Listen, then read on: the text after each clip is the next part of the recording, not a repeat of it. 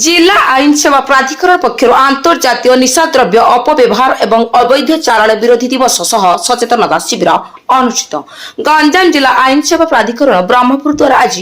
जिला और दौरा जज तथा जिला आईन सेवा प्राधिकरण अध्यक्षा डॉक्टर भाग्यलक्ष्मी रथों निर्देश क्रमे जिला आईन सेवा प्राधिकरण सचिव देवश्री साहू परिचालन में खलिकोट उच्च माध्यमिक विद्यालय ब्रह्मपुर एक सचेतनता कार्यक्रम अनुष्ठित हो जाइछि। एही दिवस अवसर में अंतर्जातीय निशाद्रव्य अपव्यवहार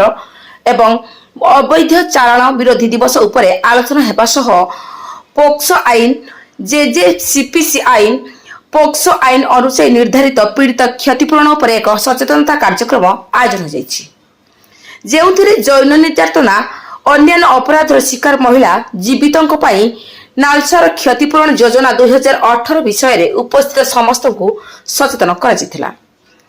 एही कार्यक्रम में परिवार अदालत विचारपति जानकी विश्वाल, द्वितीय अतिरिक्त जिला जज श्री आयुष्मान महंत, द्वितीय अतिरिक्त सीनियर सिविल जज कम जेजेबी मुख्य विचारपति शर्मिष्ठा दास, खलिकोट उच्च माध्यमिक विद्यालय अध्यक्ष डॉक्टर राधाकांत नायक, जिला आईन सेवा प्राधिकरण सदस्य डॉक्टर मीनाक्षी देवी, सदस्य सविता साहुकार, पेनेल वकील कुमरेश पंडा, संग्राम प्रधान, पारालीगल स्वेच्छासेवी समेत समस्त अध्यापक अध्यापिका एवं छात्र छात्री उपस्थित रही। उक्त माध्यमिक विद्यालय अध्यापिका श्रीमती मनमयी पंडा मंच परिचालना करथिले।